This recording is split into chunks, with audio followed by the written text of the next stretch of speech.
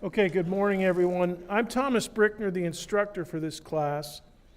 And you can see my name at the bottom of the screen in the blue. I teach in the physics department, and I've taught this class a bunch of times. My office hours are down there in the right-hand side of the blue panel. You'll see this basic outline slide at the beginning of every lecture, the same information on the bottom. That'll be there every time, so you can always look up lectures.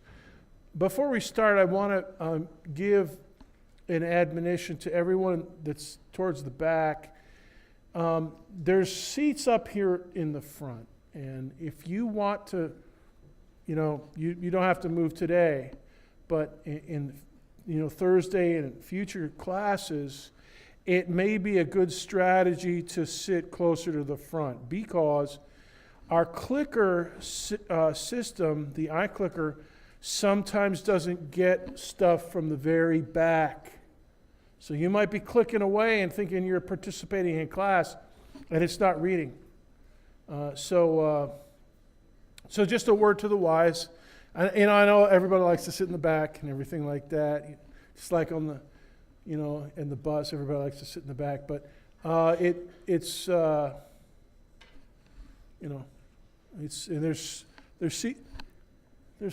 there's only two people sitting in the front row. So there's plenty of seats up front here.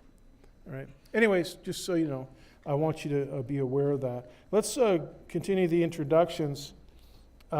Here's the spelling of my name, Brickner. It's a German last name, and it's easy to misspell, easy to mispronounce. So I traditionally encourage my students to, if they feel like they're going to mess up, just refer to me as Dr. B. And that's you may certainly do that. I have a PhD in theoretical astrophysics, so that's black holes and the early universe, or the other nickname for the early universe is the Big Bang Theory, and not that hokey TV show, but the real stuff. I know all about it. Basically Stephen Hawking type stuff. Also information theory, which I've been working on more recently. And that's actually related to black holes and stuff, Stephen Hawking stuff. We're going to have an undergraduate teaching assistant this semester. The one that I thought we were going to have from previous semesters is not able to TA this semester, so she's got a pretty good reason for it. So I haven't got an undergraduate TA, but it's going to be somebody that will be here in lecture and has been in a student in this class and crushed it.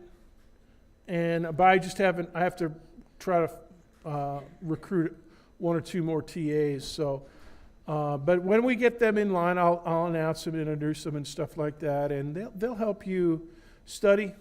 They'll help me run class efficiently, and things will be good. So that's TBA. Now, this semester we have supplemental instruction, and to that end, we have, where's your microphone? Here it is. We have an announcement with Kristen. Yep. And Maria. Go ahead. Hello, everyone. Can you hear me okay? Yeah. I'm here with the Student Academic Resource Center, and I coordinate our supplemental instruction program. I know a lot of you, if you're first years, you may not know SIs too well yet, but we provide supplemental instruction for normally about 50 to 70 sections of classes every semester. It's a specialized tutoring program, or we do group tutoring in classrooms all around campus. Basically what we do is we have our students already taken the class, they received an A, they're trained in special techniques to help you with your study skills, help you succeed in your classes. They sit back and class with you again so they know where you're at with material, and then they hold 4 study sessions every week that focuses on study skills and making sure that you know the material really well so that you can do really well in your classes.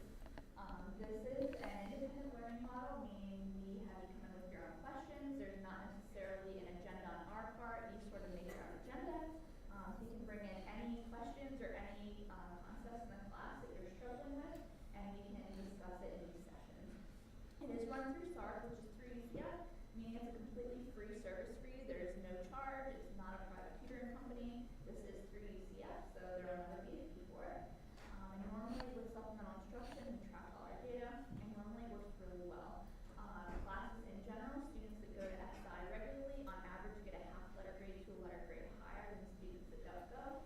So we know it's really effective as far as increasing the scores on your tests. With that said, we have Maria here, who's our SI leader. She's actually done SI for this class multiple times. She's really experienced, and I think you guys are really lucky to have her. So Maria, if you don't mind, would you mind saying a few words? Sure.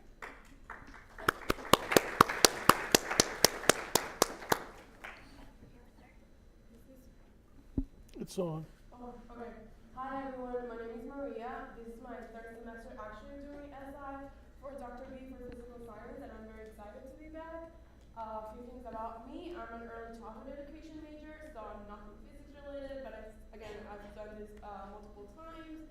I was an academic coach, so I'm not sure if I had any students who were working with me during the past semester, but I was also an academic coach at SARC, and actually my times are already established. Today we will have 2 sessions, and forgive me, but I'm still figuring out when they are. So we have one from 2 to 3 in TCH 103, which is Trevor Colborne Hall. If you've been here a few times, like you've been here for a few semesters, this is a new building. Once you go from the breezeway, it's going to be to your right, and then in room 103. And then if you can't make it to that one, I'm going to have a session from 4:30 to 5:20 in CB1, so classroom building 1. If you are in the Starbucks at the Memory Mall, it's the building right in front of you. So CB1, room 119. Even though you might not get to cover a lot of material, I do encourage you to come. I encourage you all to come to the 2 sessions today, so that you can all start with the right foot this semester. We can talk about study strategies that I have used, or strategies that you guys have used in the past, how to adapt them, how to make them work. If this is your first semester here at UCF, there are huge differences between studying for high school versus studying in college, so I do encourage you to come today. We can discuss the format of the lecture and how to better approach studying for a class like physical science, and what things to just start out right, because you will never be over prepared for the first test.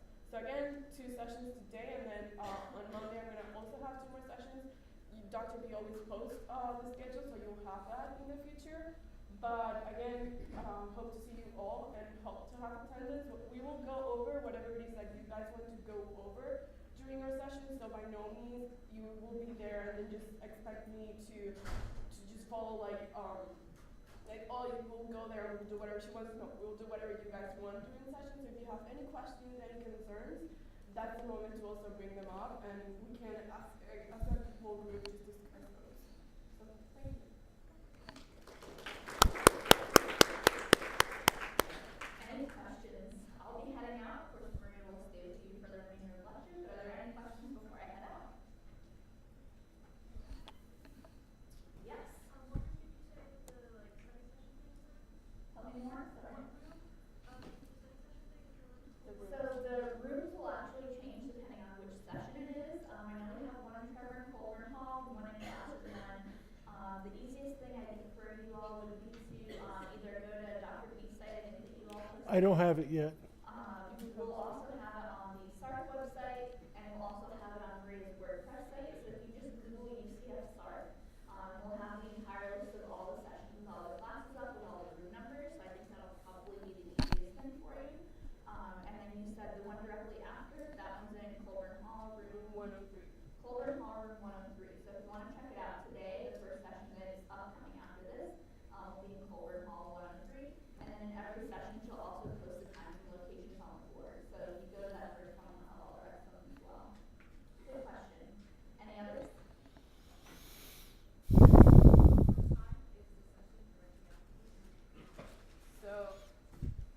So today we have 2 sessions, one from 2 to 2:50 in Colborne Hall 103, and then the second one is from 4:30 to 5:20 in CB1, room 119. And for today's hours, if by some reason you didn't write them, I'll be in right after class, so you can stop me. Cool. Other questions?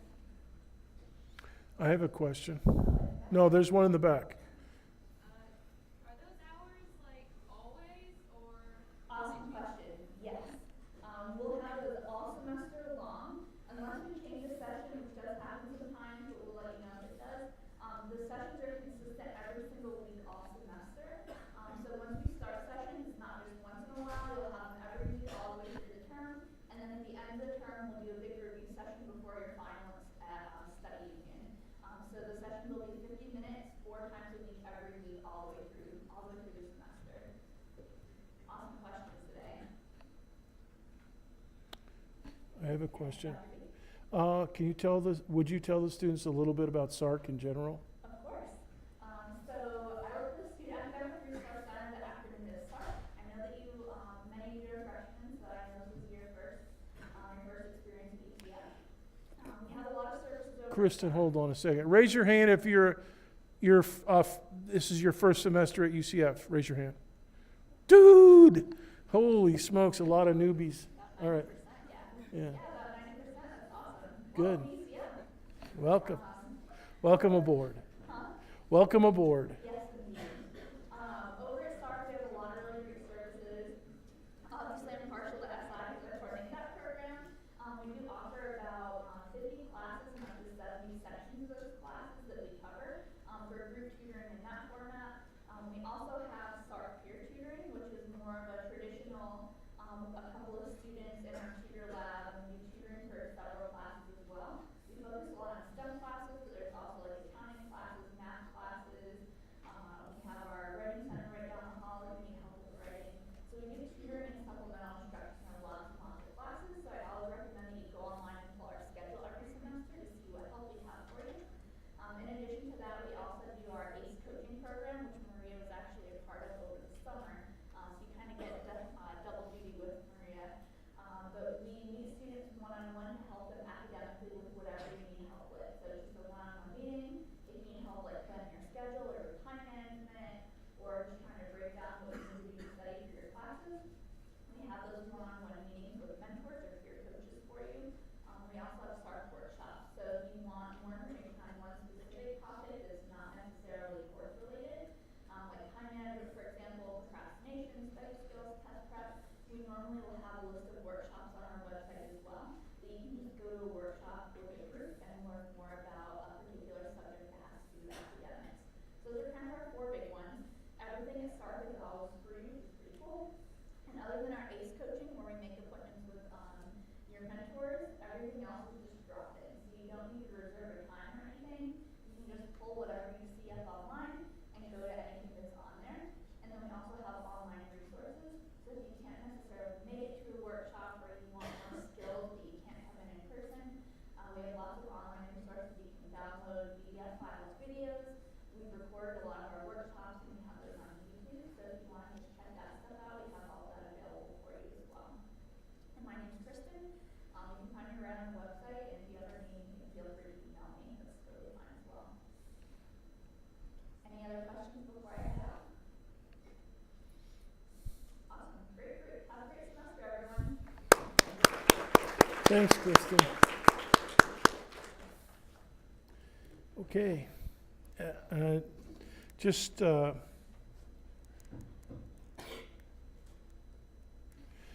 Just so you know, I love SARC, and I've actually used some of their materials in the past. Some of their handouts and stuff are really good, so I just, yeah, it's a very good resource for everybody. Okay.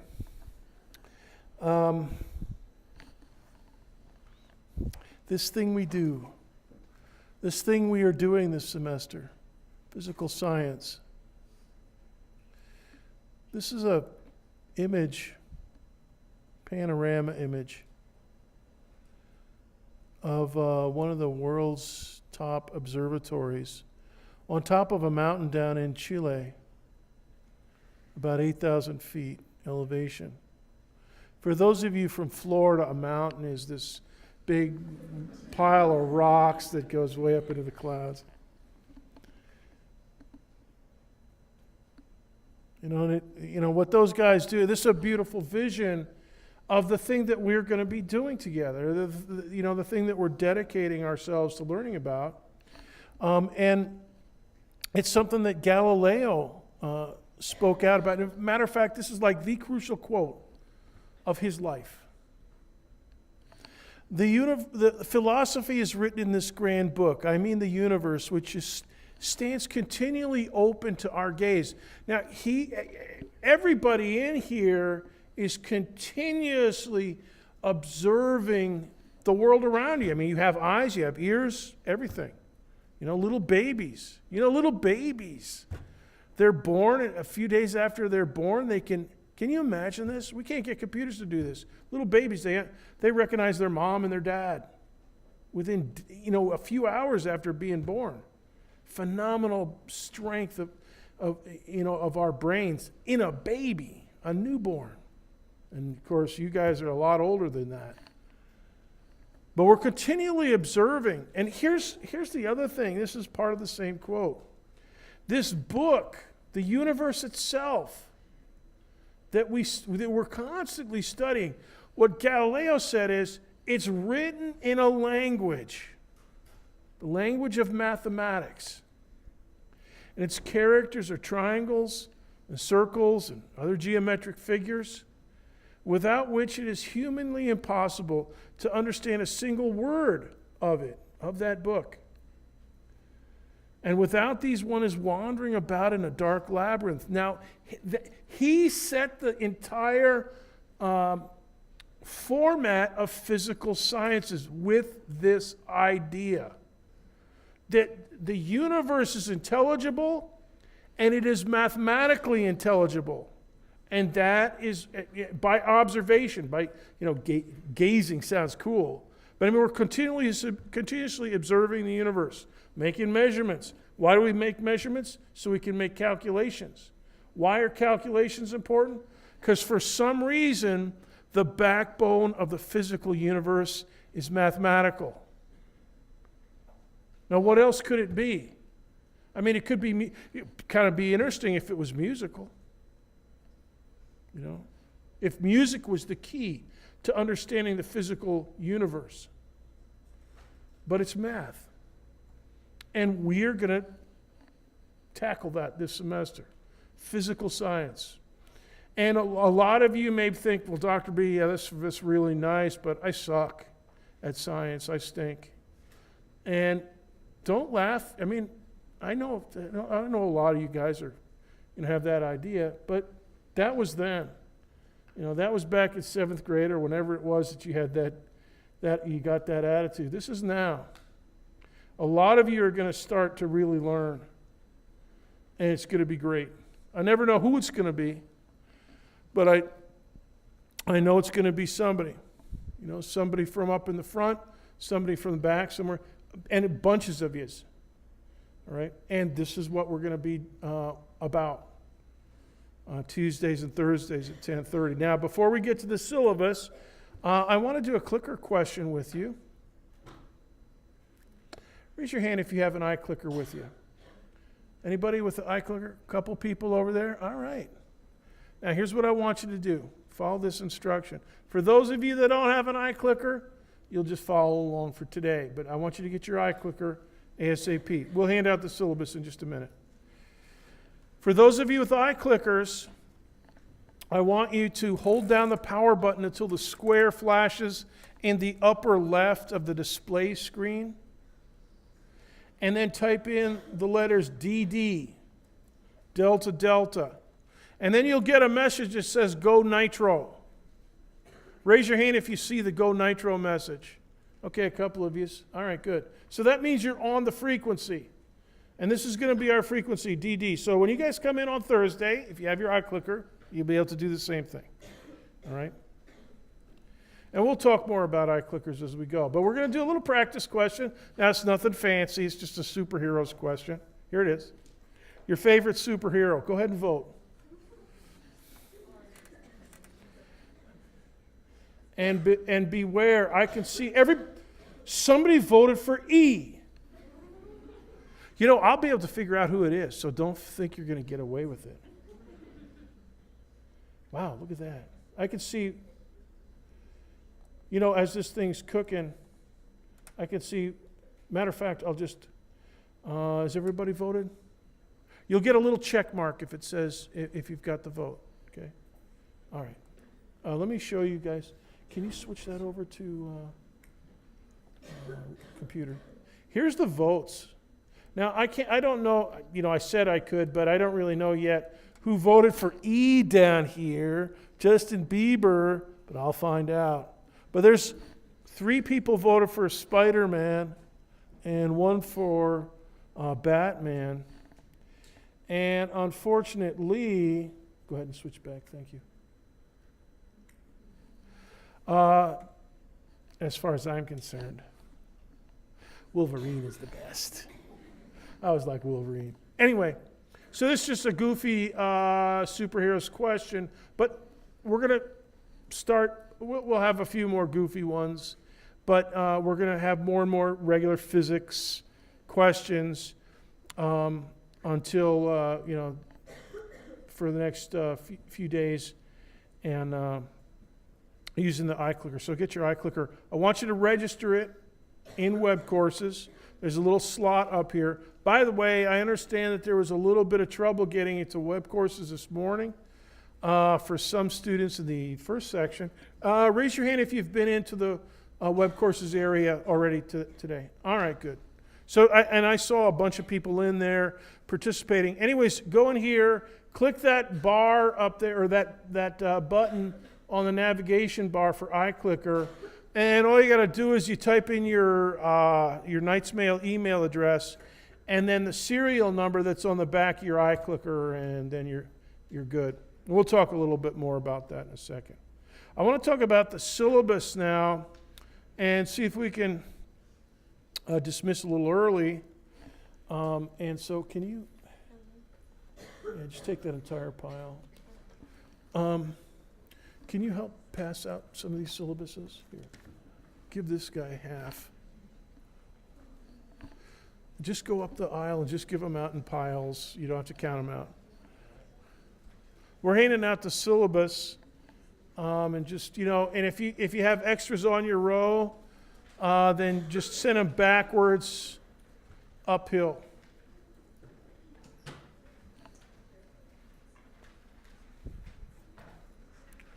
Yeah, just hand them out in bunches.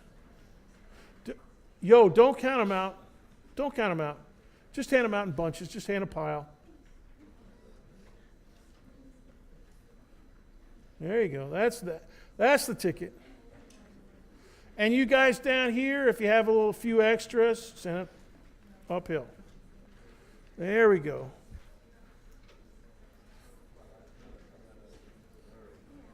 Thanks, man. Appreciate it. Did you get one for yourself? Dude. Go get it. Do you have an extra? Go get one over there. Send the extras over. They need some over here.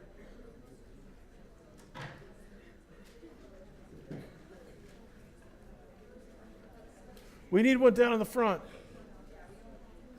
We need one down in the front. All right. There you go.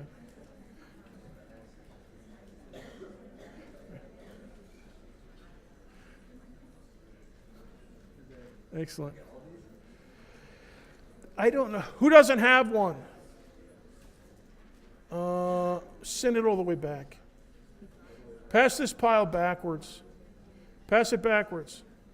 Pass that backwards. Pass it backwards. Backwards. Uphill, please. Uphill. It's coming. You guys in the middle, we got some coming to you. Who needs a syllabus? There we go. Good. Keep them going uphill. Who still needs a syllabus? Who's got extras? Raise your extra if you have a... Okay, Maria, there's some over here. Who else has extras? Maria, can you get this bunch? Who doesn't have a syllabus? Okay, just a few in the back. Great.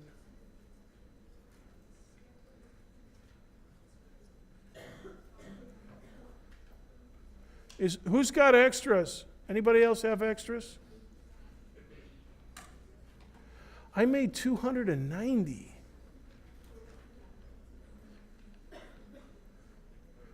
Is that, you guys still don't have any in the back? We need about 3 or 4 more. Anybody else have a few extras? I can't believe there's more than 290. Do you guys have any extras up here? Oh my goodness.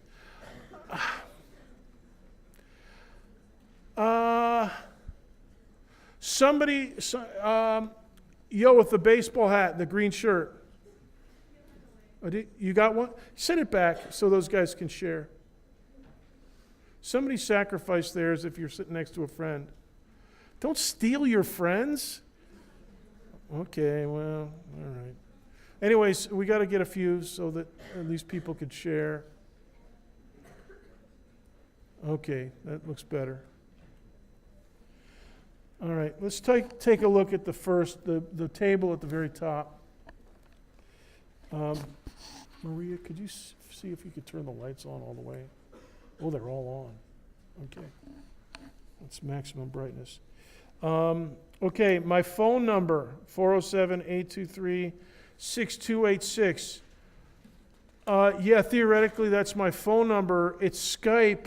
They took out our phones, and it doesn't work. I can't get Skype to work, so I'll cross that out. Cross that number out. Even if it's a regular phone, I'm never there to answer it. Because I'm always across campus. I'm hardly ever in my office. Anyways, email, no. Conventional email. So something.ucf.edu. No, don't use that. But do use the messaging inside web courses, the inbox messaging. And the reason for that is conventional email is not considered private in terms of the federal privacy regulations, FERPA. Okay, so I'm not supposed to talk to you guys about your grades and stuff like that in regular email. Plus, there's just too many of you. But web courses, yeah, I'm like on web courses 24/7 almost, or at least it seems like that. So it's much more reliable. Phone, no. Conventional email, and basically, you know what? Don't send an email. I'll ignore it. I'll delete it because I can't handle it in my regular email. But web courses, yeah. All right. TA, yeah, we were supposed to have Darian, but my TA from last semester, but she's got another job now, so much better job. So we got to find somebody else to be a TA. But we'll get, and it's going to be an undergrad who has gotten an A in this class and is smart and is willing to help you guys. And hopefully they'll be in this lecture, if not both. Office hours, already talked about this. Wednesdays 11 to 1. And there's no agenda for office hours, so you just bring whatever. I don't have an agenda. I'm working on stuff, and I always have a ton of stuff to do. So if you're not there, I'm doing grades or lectures or something. But as soon as you get there, if you have a question, that's what we'll talk about. So if you want to talk about homework 7, problem number 3, how do you get this acceleration? Or if you want to talk about the price of tomatoes in China or anything in between, yeah, that's what we'll talk about. And that's in room 158 in the Physical Sciences building, which the Physical Sciences building is right next to the shuttle bus stop that's right outside. Well, it's right next to the physics building, Physical Sciences building. And it's kind of right next to, adjacent to the counseling center and the Libra community. There's a parking, There's a parking lot, there's a physical sciences building, counseling center, and then part of the Libra dormitory community. Okay, so if you know that area. So go past the student health service, just keep going, and you'll see the physical sciences building. Room 158 is on the first floor. It's right on the inside. As you go in, the front door, just turn left. It's a big sunroom, a solarium. It's very nice. Course description, that's from the course catalog. By the way, this fulfills your general ed science foundation E1. So you can check that off your list. Textbook, it's going to be a website.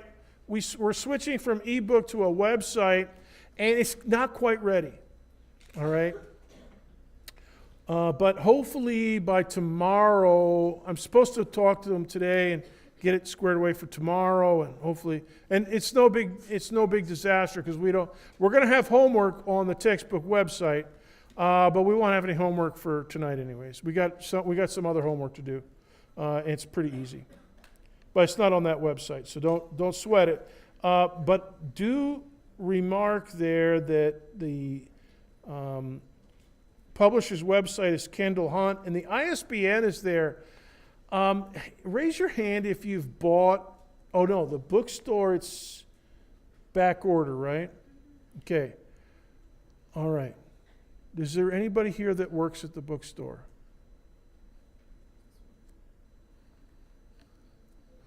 All right. 2. All right. Now I want you to do not tell them what I'm about to say. Okay. I know you guys are really hard workers over there. You're making the big bucks over at the bookstore.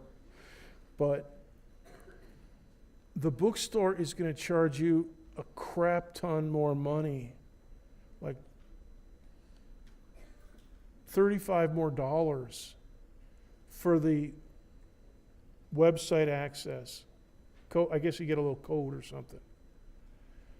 Than if you buy it from straight from the publisher, kendallhunt.com. So that website here, kendallhunt.com, and I know some of you have to buy over at the bookstore, all right? But if you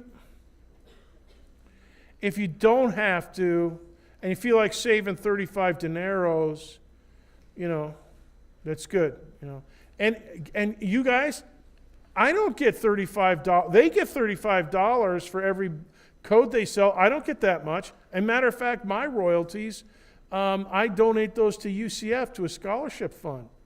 So, the bookstore, I guess they have to pay people over there for some reason. But anyways, they get a lot of money off of it for Zip, for a little card. Anyway, so try to remember that if you can. Learning outcomes. We've already talked about it, this thing we do. So you're going to improve your ability to think about physical processes. Thinking, that means concepts. You can get any number of any engineering majors in here? Usually 1 or 2. 1 in the back. Anybody else? Okay, you can get any number of engineering majors to do all the math and calculus you want. But thinking about physics, physical concepts, physical science, that's the difficult part. It's not the math. The math, to learn it is difficult, but once you got it, you got it. It's a tool. But thinking about something new, and here's how Einstein described it. Thinking about stuff. If we knew what we were doing, it would not be called research. That's Einstein saying that.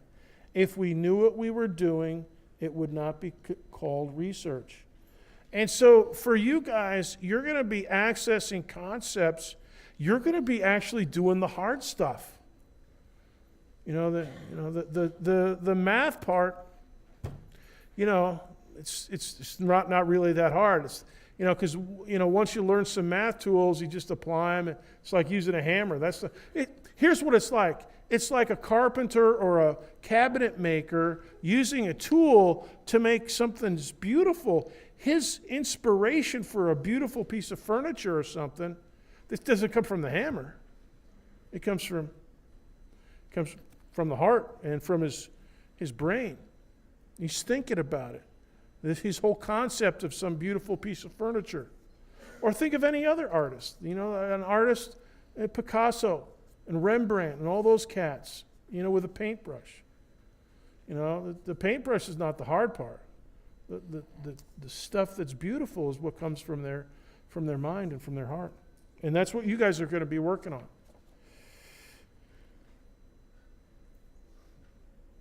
Learning outcomes. Calculate important physical quantities. Yeah, you'll be doing some calculations. You're not going to be doing any calculus. You're not going to be doing any trig. You're not going to be doing any logarithms. Raise your hand if you remember logarithms from high school. Keep your hand raised if you love logarithms. Ooh, that was pretty. Oh, one person loves logarithms. Yes. Excellent. Good.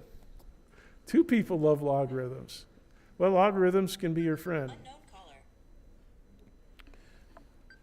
Sorry, I have to. Anyway, so we're going to be doing, so about the most bodacious math we'll do is Pythagorean Theorem, you know, for right triangles, a squared plus b squared equals c squared. And we'll do a little algebra and proportions and stuff like that. But we'll do a lot of diagrams. Diagrams are cool, and we're going to use a lot of them.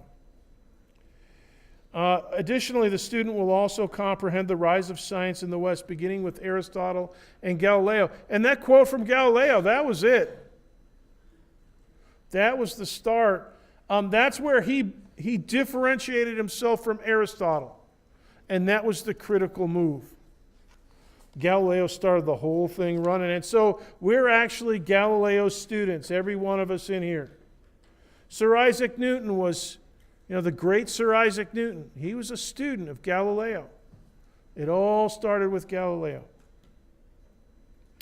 Final exam, December 4th, 10 a.m. All right, so not 10:30. It's a Tuesday, but it's 10 a.m., so don't be late. And, you know, take pity on your classmates from the other section. They have a 7 a.m. final. Oh, my goodness. But you guys are okay, 10 a.m. You better not be late. 10 o'clock, if you can't get here by 10, I'm sorry. General grading policies. No plus or minus. And I use points. I don't use percentages. And I don't grade on the curve, so don't even ask about that. Academic integrity. Let's talk about this. It's serious. All general UCF policies apply, especially see the Golden Rule, the UCF Creed, those 2 websites printed for you. And here's a serious paragraph, and I'm just going to read it verbatim. We have recently experienced significant breaches of academic integrity, with severe punishments through the Office of Student Conduct, including the Z grade. Any cheating I detect on exams will be punishable by no less than a 0 on the exam in question, lowering the semester grade, and up to expulsion from UCF. Now, we've done that, and we just recently ran through a bunch, and there's a whole bunch of Z grades. Now, you try to apply to grad school with a Z on your transcript, you're toast. Nobody's going to trust you. And we'll do it. I mean, it's just, you know, so don't put yourself in that position. Operating another student's iClicker is also cheating. So you come to class, you operate one iClicker. If your buddy says, come on, give me a break. Now, you don't have to be here for every lecture to get all the participation points. You know, it's 25 out of 25. You have a couple, 3 lectures to burn. So you don't have to get your buddy to click for you. Just leave your clicker. You keep a hold of it, and you just operate your own. All right? And we put a few students into the system, the Office of Student Conduct system, for iClicker as well. So I didn't used to have to put this in there, but now I have to put it in there. Homework assignments. Now, let's look at the rest of that paragraph under academic integrity. Homework assignments are essentially study tools. I'll be setting them up in web courses and in the textbook website, and you'll have multiple attempts. And that's because they're study tools. So you can practice, do one attempt, then go study. And do another attempt, and then go study with your study partner. And then go and make another couple attempts. Keep one in reserve, or post a discussion thread. How do I do number 7 on homework 3, et cetera, et cetera. Or keep one in reserve until after you've been to SI with Maria. She'll really help you figure your way through all this stuff. All right? So they're study tools. So studying and working on homework with a classmate is acceptable. I encourage that. In fact, it's a good way to empower your studying, to have a study partner. Iron sharpens iron. 2 brains are better than 1. All right? And thinking and discussing during difficult eye-clicker questions in lecture, that's good too. And we'll do that. I mean, we had kind of a hokey superhero question today for practice. But eventually we'll have some questions that'll make you think. And I'll encourage you to talk it over with somebody that you're sitting next to or somebody sitting behind you and stuff. All right? I want that. I love that. But not on exams. All right? All right, next set. Accommodations. UCF is committed to providing reasonable accommodations for all persons with disabilities. I share the same commitment. Students with disabilities who need accommodations must be registered with Student Accessibility Services, SAS, over in Farrell Commons, right over the way here, room 185. The phone numbers are provided for you there. You have to do that before requesting accommodations from me. Students registered with SAS that need accommodations must initiate contact through the SAS and Knights Access. Now, if you don't know what Knights, if you're a newbie and this applies to you, Knights Access is it's a good system. It works really well. And just go to sas.sdes.ucf.edu and you'll see it. No accommodations will be provided until the student has used SAS, Knights Access, to request accommodation. And, I've already done the alternate testing contract for several students in this section. Matter of fact, you may have gotten, you don't have to signify that you got it, but you may have gotten the email about that. All right, now, more of you, I'm guessing will want to process your paperwork, get it rolling, and we'll get you squared away as well. We know exactly how to do it, and we'll do it. It'll be nice and smooth, nothing but net, and it'll work good. All right. Now, active duty military accommodations will be made as a matter of course as they become necessary. So if you get a call up or maneuvers or something, just let me know, and we'll check your orders or your papers, and we'll get you squared away. So that's normal. Questions so far?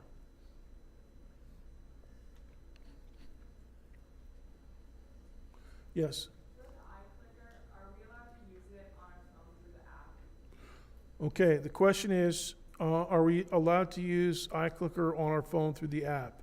The answer is no. That's the Reef application, the Reef variant, and no, we don't use that. We just use the regular clicker. Okay, so, did you have a question? Yes. The bookstore should have it. Anybody get one today at the bookstore? An iClicker? Yeah, so they got them over there. But they run out of them fast too. So, but I was going to talk about iClickers a little bit later. But while you're on the topic, the iClicker, if you don't have one, but your roommate has one, and if your roommate's not using it Tuesdays and Thursdays before lunch, you can use it. Just register it through the web courses area, and you're good. All right. Emergency. Emergency. Exits. Over here. And that's a separate exit out to like the student union over there across the road, and same thing over here. And then, of course, the two back doors. Nothing over here. So be aware of that. Be aware of your surroundings. Financial aid surveillance. Okay, the federal government makes us take attendance first week. So our way of doing that is going to be homework 0, which is in web courses as we speak. And it's running. And if you're in web courses, you can, it's like a one question Chuck Norris type question. So, and if you're in another course and your teacher is flailing, like apparently this semester, this academic year, every instructor is supposed to use web courses. And so there's a lot of, in the physics department, there's been a lot of flailing and stuff, and people coming to me to, Dr. B, how do you do this? And so if you see your instructor flailing, just know that what the feds are going to look for is, and I know this because I'm friends with some of the sysadmins for web courses, Canvas. What the feds are looking for is clicks. So that could be clicking on a discussion post, posting a reply to a discussion. There's zillions of different ways to click in web courses. And for us, our click, is going to be answering one question on homework 0 and then hitting the submit button. That's just, so 2 clicks. All right, 3 clicks. 1 to open it, 1 to answer A, B, C, D, or E, and 1 click to submit it, and then you're done. All right, so that's due Monday night, or Friday night at 11:59. All right, so try to do that or you'll screw up your financial aid, which, financial aid can be a pain in the neck without screwing up, so try to do that and your life will be a little bit easier. All right, let's talk about grades.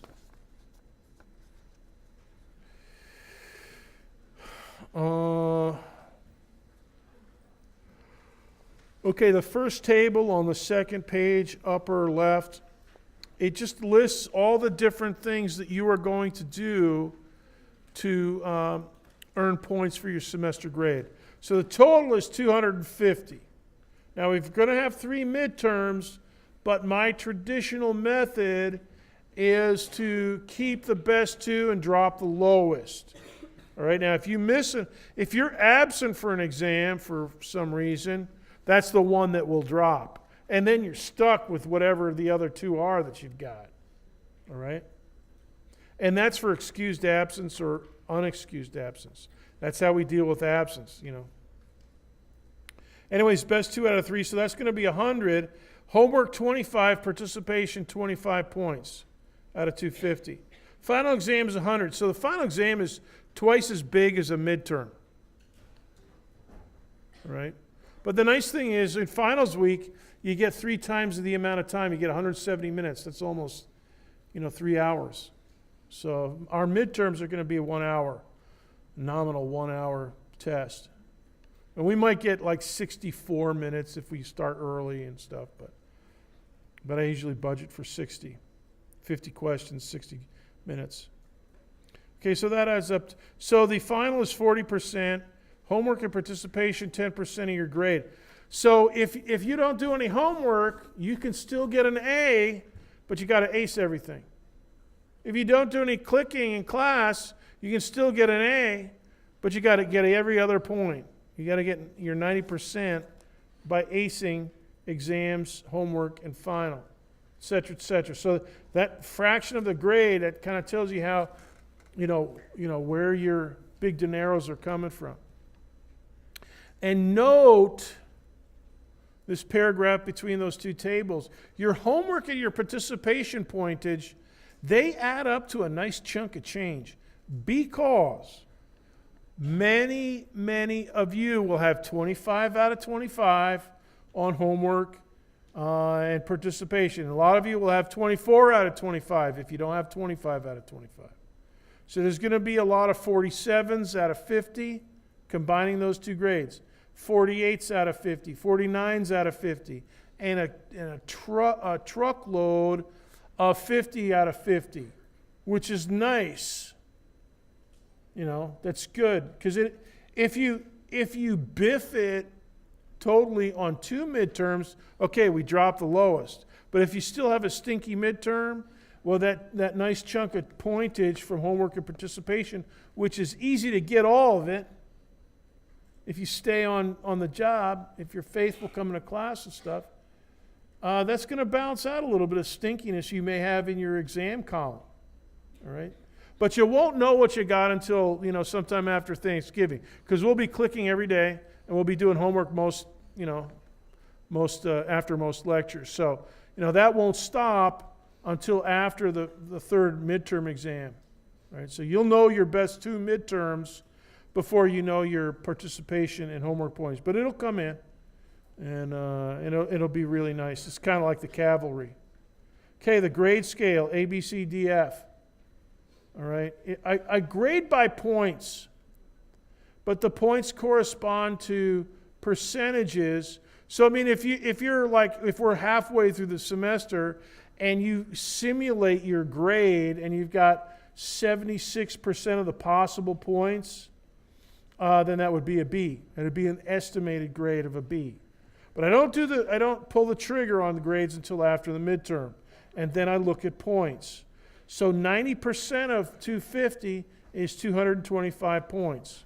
All right? So if you have 226, ding, you have an A. If you have 225, ding, you have an A. But if you don't have 225, you're somewhere below that. All right? You got to get those points. Every point is going to be precious. B, 188. So it's 187.5, but we don't have half points, so I go up to the next highest point, 188. C, 150 points out of 250. That's 60%. D is passing, I guess. That's half the points, 125 in the semester. And F is below that. Now let me point something out to you, or mention something to you by way of admonition. If you want to fail this class or have a, you don't give a damn, you don't give a hoot about this class, and you don't really care what grade you get, then just don't come to class and don't do any homework. When I do especially for a big class like this, when I do the grades, after the final, I get all the grades in and stuff, tally everybody's points up, including bonus points. The big pattern is a twofold pattern. The students that get Fs and most of the students that get a D, it's because they don't have a lot of homework and or they don't have a lot of participation points. All right? So most of you, like I said, most of you are going to have 48 out of 40, or 48 out of 50, 49 out of 50, 50 out of 50. But there's going to be bunches of you that have 17. There's going to be a few of you that have like 17 out of 50. And that's the way that you get an F. Right? Or a D. Right? So the way that I grade stuff, the way I write exams and stuff, you're going to find that if you do a normal amount of studying, you do the homework faithfully, and you participate in class, you're going to find the exams they might be difficult. You might not be able to ace them, but you're going to find it hard to flunk them too. Now, if you don't come to, although it might not feel that, like you're burning, it may feel like you're burning your brains out to get a C, but still, you're going to find the basic amount of work will at least get you a C on a midterm. But to get it 100% A on a midterm, that's going to take a lot of brain power. And it's going to be challenging. Getting a 90%, 45 out of 50 on a midterm, that might not be too hard for you. But getting all the way up to 50 out of 50 on a midterm, yeah. It's going to be, because if I want to, I could write a multiple choice test on like Newton's 3 laws of motion that would forget about engineering majors, it would make physics grad students cry for mama, So I can make them as difficult as I want, but usually, I'm going to make them, there's going to be a little bit of challenge, 1 or 2 brain burners on the midterms and the final, a bunch of basic stuff. So if you know your basics, you're going to be okay. You might not get an A, but even if you know all the standard stuff, it's going to be hard to get that all the way up to 100%. But people do it. So, take the challenge. You strive upward. And just so you know, especially you guys, that this is your first semester, you might feel a little bit nervous with my first midterm coming up in September. All right. That's a reasonable state of mind because you haven't taken an exam from me.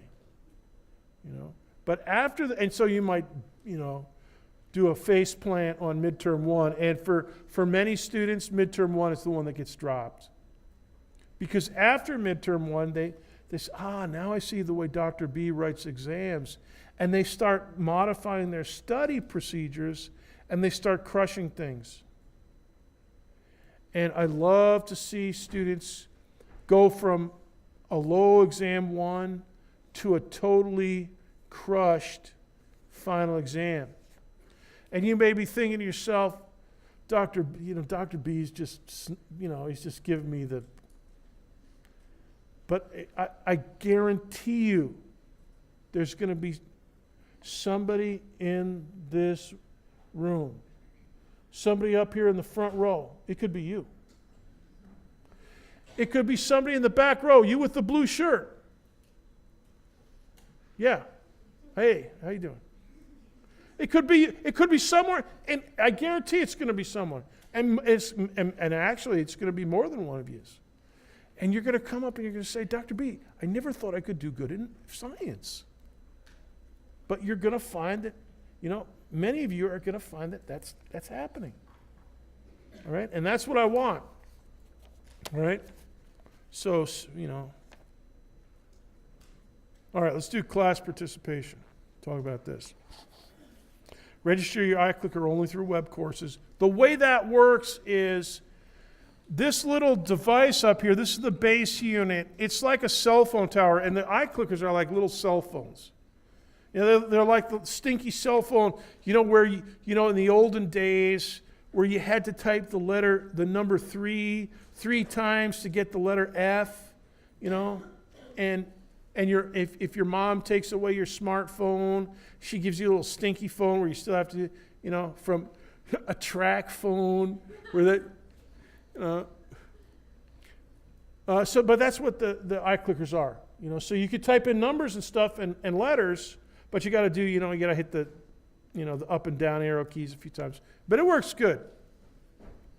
But the thing is, it doesn't know who you are until you register in web courses. And then what it does, the web courses kind of attaches your NID to the serial number of your iClicker. And then I download that onto my computer. And then I know, like serial number B57A301 is, Joe Dokes in the back row. Or whoever it happens to be. Then I'll know. Because, the guys that clicked today, they got their, you guys got check marks, right? Raise your hand if you got a check mark when you voted. Yeah, okay. So you get a check mark, but I still don't know who you are. Or basically, iClicker software doesn't know who you are. But we'll figure out as soon as you register. By the way, I want to encourage you, and it's not here in the class participation, but I want you to get registered, get your iClicker, and get registered ASAP. For every day, for every class that you're in class and registered before September 4th, I'll give you a bonus point. 1 bonus point per day. All right, so you guys that click today, you go into web courses right after class, maybe even right now you could do it, and register. And when I synchronize rosters, I'll synchronize the roster. So that means I download it from web courses to my laptop. I'll know who you are, and I'll give you a bonus point. Okay? Now, the rest of you that didn't have your clicker today, that's all right. You can get a bonus point on Thursday. Okay, so get your clicker and register it before class, and then bing, you'll have a bonus point. All right? And it's nice to start off the semester with a bonus point because it's a bonus point. It's extra credit. It's nice. All right, so you register in web courses. Use Chrome or Firefox, especially on a Mac. Safari's a little shaky, especially with registering. And matter of fact, I don't do much work at all. I use Macs, my MacBook up here. But I don't do much web courses work, Canvas, with the Safari. I use Google Chrome for reasons like this. Okay, the deadline for registering is September 4th. So that's the lecture right after Labor Day. You know, September 3rd, we don't have any classes, but September 4th is a Tuesday. And that'll be the official start. It's our 5th lecture of the semester. Okay, now the leeway factor, this is important. And this is what I mentioned about, you don't have to be here for every class. You must answer 85% of all lecture questions, whether correctly or incorrectly, in order to get all 25 points for your semester grade. So you want to get 25 out of 25, 10% of your semester grade, you got to answer 85% of my clicker questions. Now, we've only had one, and it's a practice question. We won't start counting the 85% until September 4th. But once we do, so if we have like 100 questions between September 4th and November 30th, then, and if you have answered 85 of those 100, whether correctly or incorrectly, ding, 25 out of 25. Now, if you're below that, if you're like at 72%, you're still going to get a bunch of points, but you won't get 25 points. But we'll make it proportional, all right? Now, it's a tricky proportion you got to solve, and I'll work out an example of that with you in lecture in a few weeks, as soon as we got a bunch of clicker sessions under our belt, and we can have realistic numbers, and you can practice calculating that grade. It's not that hard. It's just a proportion, but it's a special one, and I chose not to put it in the syllabus. But we'll do it together in class in a few weeks. Okay? Same with homework. Now, homework is straight percentage. So I'm not looking for 85%. I'm just looking at all 100% of the homework you do. Now, you're going to get 4 attempts, sometimes more, if you guys decide that you need more practice, like a really tough problem. I'll sometimes I'll set it up again by itself, give you another 4 shots at it. You'll have 4 shots on every assignment at least, and sometimes more than that to get full points or a full score. And then we convert it to 25 points in your semester grade. Now, I want to mention something to you. It's not in the syllabus, but I want to mention to it, so make a note. On these two, the participation and homework, for instance, homework, we go by percentage, all right? So I calculate the percentage that, if we have 27 if we have, let's see, 2 10-point assignments, a 2-point assignment, a little one, and then a 5-point assignment, 4 homework assignments, a total of 27 points, and you answer 20 of them correctly, then your performance percentage is 20 out of 27. So what is that anyways? What's 20 out of 27? It's going to be 0.6 something, I guess. What do we got here? Who's got a calculator? Come on. 20 out of 27. How much? 74%. Okay, thank you. The logarithm, and you like logarithms, right? Nice. What is your name? April? Very good. First name I learned in this lecture hall. I'll try to learn as many of your guys' names as I can. Okay, April, 74%. So 74% times 24, what's 74% times 0.74 times 25? Calculate, but April, you've already done one, so somebody else do it. 18.85? 18.5? Okay, so 18.5, which way do you go? Up to 18 or down to 18 or up to 19? What if you had something, a different performance percentage, and you had 18.001 points? The math department, they say, well, round that down to 18. You got to have a whole number of points, so it's either got to be 18 or 19. So, the math department say, round that down to 18. But no, Dr. B, I round up. All right, so if you get 18.00001, I'll round that up to 19. Now, a lot of you'll be, you'll have 25, it won't even be close. But if you've got any kind of a decimal, I always round it up. So 18.7, that would round up to 19. 18.0000001 would round up to 19 as well. So I give you the benefit of the doubt, so to speak, so that we can have a whole number of points. Now, exams, Scantron, you either have it or you don't. So you always have a whole number of points from exams, all right? But homework, you can get fractions, and so I always round up. Okay, exam schedule. Oh, my goodness. This is our contract. We're going to stick to it. We have a zillion students, and we ran out of, I made 290 syllabi, and we got more than that. So we got a huge number of students in here, and so we got to keep it simple. All right, so there's no late midterms. There's no late final. There's no early midterms. Dr. B, can I take the exam on Monday after 3 because I've got my job is no. Your time is right now in lecture on Tuesdays. All right? Not early, not late. All right?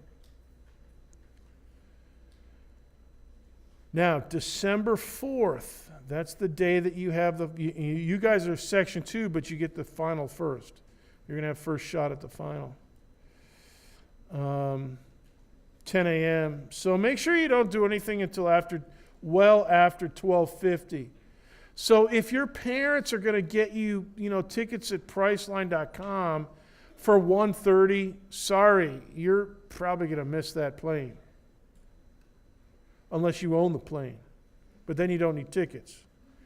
So anyways, keep that in mind. The other thing that causes people, especially the final, to get blazed up is jobs. Especially, if you have a job, but it's down by the attractions. So you got to drive half an hour to get there or more. Yeah, that can be a pain. So you got to, I have first priority on your time.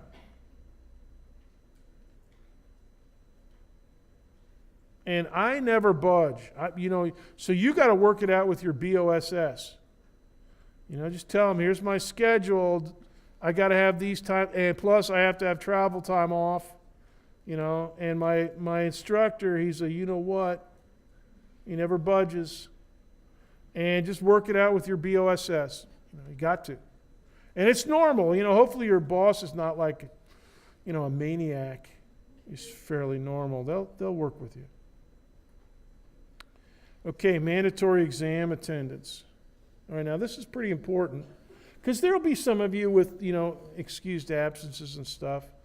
At UCF, academics comes first. Attendance at exams is mandatory. Versus lecture. Don't ever say, Dr. B, I'm going to miss lecture on Tuesday because I have a dentist appointment. You don't have to tell me. I expect you guys to miss a lecture here and there. So don't. But exams, that I want to know about. All right? It's mandatory to be attended. University excused absences are only for religious observances. So like Yom Kippur or something like that. All Saints Day, something like that.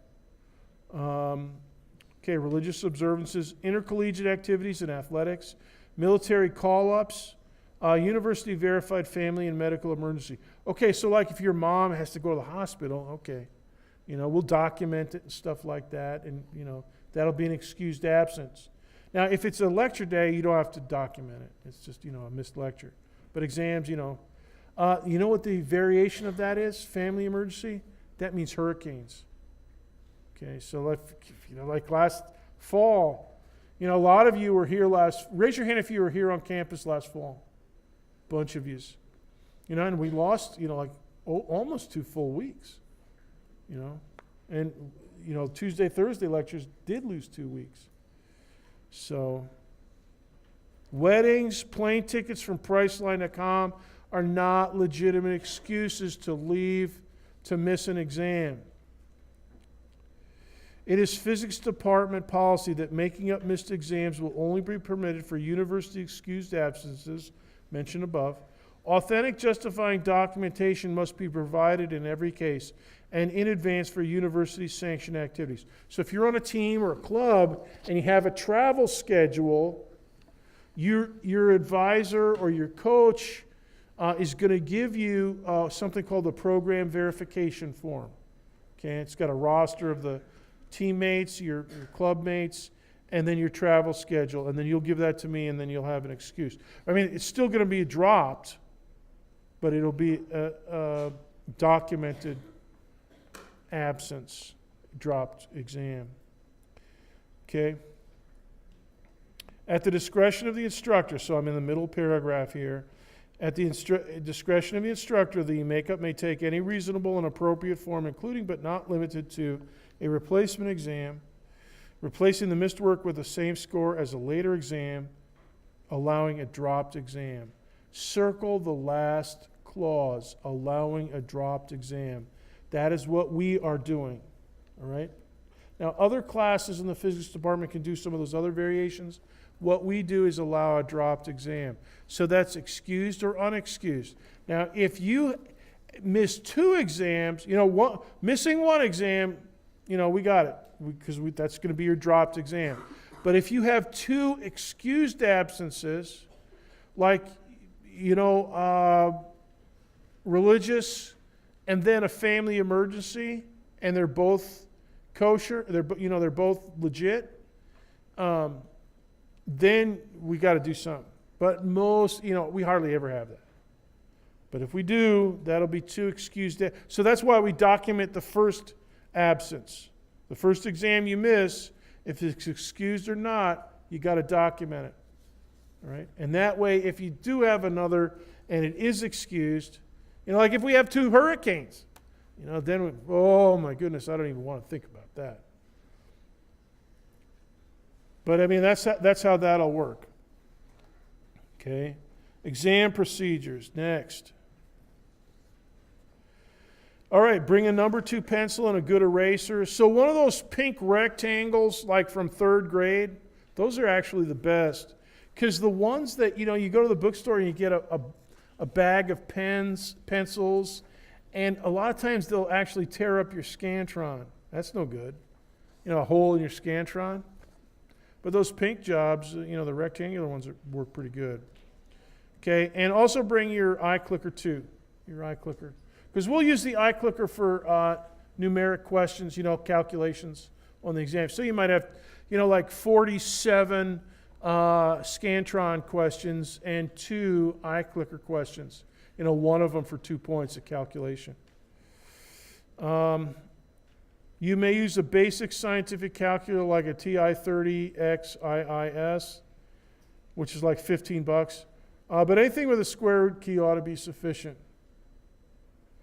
And you have to be on time. Late arrival after the first student finishes means you cannot take the exam. So get your you-know-what in here for 10:30 and you'll be squared away. No cell phones are allowed on exams, so no cell phone calculators. And if you forget your calculator, You'll be able to do everything on pencil and paper. It'll just take a few minutes longer. You should be all right. A little bit of long division. As is customary, if you take all 3 midterm exams, we'll drop the lowest score and keep the best 2. Now, most of you are going to be at all 3 exams. If you miss an exam, excused or unexcused, that's going to be your dropped exam. So then you're stuck with your other 2. So what you really want to do is make perfect attendance, especially on the 4 exam dates. Make that a priority. So if you're... We're almost done, I guess. Let me just... We're not quite done, but let me just say that if you're in the... I want you to... lectures are one thing, but... and you could tolerate missing a lecture, but missing an exam is bad. So if you're in the emergency room, I want you to get your roommate to put you in a wheelchair and get you down here and just wheel down the aisle here. We'll get you squared away. Call the Air Force to get a helicopter and lower you from ropes. And we'll tear apart the roof here and let you lower down and get you in here and take it. I'm being facetious about that. If you're in the ER, you're in the ER. But short of that, get your you-know-what in here, and you'll be happy you did. Now, before you guys cut, remember there's the attendance quiz, homework 0. It's in web courses. You can do it right now. And you guys, one more thing. You guys that didn't get a printout, I'm going to put it in PDF on web courses. You'll be able to download it. Okay, you're dismissed. I'll see you on Thursday.